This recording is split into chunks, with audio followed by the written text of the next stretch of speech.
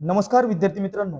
आपण जे काही इतिहासामधला तिसरा पाठ आहे, तिसऱ्या पाठाचे ब्रिटिश सत्तेचा परिणाम याचे नोट्स पाहणार आहोत. तर याच्यामध्ये जे काही NMS परीक्षेसाठी जे महत्त्वाचे प्रश्नाचे येऊ शकतात त्याविषयीचे नोट्स काढलेले आहेत. तर त्याचे आपल्याला नोट्स पाहायचे आहेत. तर त्याच्यामध्ये जे काही महत्त्वाचे प्रश्न आहेत ते आता आपण पाहूया. तर बघा, नोट्स कुठले कुठले आहेत आणि कशा कशा प्रकारचे काढलेले आहेत, डायग्राम सहित सगळ्या गोष्टी काढलेल्या आपल्याला इथं दिसून येतील. तर 1774 ते 1818 मध्ये युद्ध झालं होतं. तर हे जे युद्ध झालं होतं कोणामध्ये झालं होतं, तर हे युद्ध इंग्रज आणि मराठा यांच्यामध्ये झालं होतं. तर इंग्रज आणि मराठा यांच्यामध्ये 1774 ते 1818 मध्ये 3 युद्धे आपल्याला झालेले दिसून येतात. तर त्याच्यानंतर पुढे बघायचे 1798 मध्ये लॉर्ड वेलल्सी हा काय झाला होता, गव्हर्नर जनरल झालेला होता. हा जो काही गव्हर्नर जनरल पद आहे, जसं की पंतप्रधान पद आहे, तसं काय होतं, गव्हर्नर जनरल हे पद होतं आणि गव्हर्नर जनरल हे काय, लॉर्ड वेलल्सी झालेला होता. त्याच्यानंतर छत्रपती प्रतापसिंह प्रतापसिंह काय झाला होता, यांनी छत्रपती जे काही प्रतापसिंह होते यांनी एक ग्रंथ लिहिला होता. त्या ग्रंथाचं नाव होतं सभानीती. तर हा जो सभानीती ग्रंथ आहे, हा ग्रंथ कशावर होता, तर राजनीतीवर अवलंबून आहे. हा जो ग्रंथ आहे हा पूर्णच्या पूर्ण ग्रंथ जे काही राजनीती आहे, जे काही राजकारण आहे, ते राजकारणावर हा ग्रंथ काय होता, अवलंबून होता. त्याच्यानंतर सातारा महाबळेश्वर सातारा महाबळेश्वर त्याच्यानंतरच प्रतापगड, त्याच्यानंतर हे काही मार्ग होते हे काय केलं होतं, याचा रस्ता जोडलेला आपल्याला काय होते, दिसून येते. याचा एक रस्ता जोडलेला होता, सातारा महाबळेश्वर आणि प्रतापगड यांना जोडणारा हा एक रस्ता बनवण्यात आलेला होता. त्याच्यानंतर ICS ICS जसं की आपलं नाव जसं की आपलं नाव असते. आता कुठलंही जरी XYZ चे काही जरी नाव असेल तर त्याचा फुल फॉर्म सांगता येतो आपल्याला. तसंच ICS हे काय, ICS म्हणजेच इंडियन सिव्हिल सर्व्हिसेस हे काय, ICS चं फुल फॉर्म आहे. ओके. त्याच्यानंतर पुढे कळतं आपल्याला की नगदी पिके काय काय आहेत, तर नगदी पिके कुठले कुठले आहेत, कापूस आहे, त्याच्याच बरोबर नीळ आहे, तंबाखू आहे, चहा आहे. म्हणजे ह्याला काय म्हणायचं, नगदी पिकं म्हटलं जायचं. ओके. मग त्याच्यानंतर पुढं आपण इथे एक छानसं असं रेल्वेचं पण चित्र काढलेलं आहे. इथे रेल्वे पण दिसून येते आपल्याला. तर रेल्वे दिसते. तर ह्या रेल्वेमध्ये जे काही रेल्वे आहे, पहिली रेल्वे कोठून कोठे धावली होती, हा प्रश्न बऱ्याच वेळेस परीक्षेमध्ये विचारलेला आहे. तर पहिली रेल्वे कोठून कुठे धावली होती, आपल्याला जर सांगायचं म्हटलं, पहिली रेल्वे मुंबई पासून ते ठाणे पर्यंत धावली होती आणि ती 1853 साली धावलेली होती. येते लक्षात, 1853 साली धावली ती रेल्वे.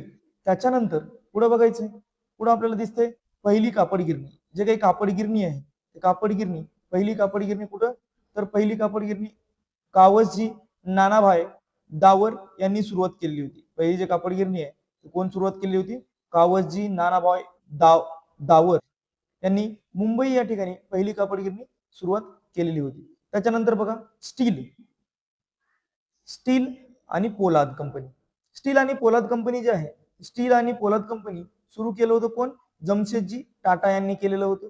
तर इसवी सन 1907 मध्ये त्यांनी जमशेदपूर या ठिकाणी हे जे काही स्टीलची कंपनी आहे, ते स्टीलची कंपनी काय केली होती, त्यांनी स्टील व पोलाद यांची कंपनी सुरुवात केली होती. त्याचं ठिकाण होतं जमशेदपूर.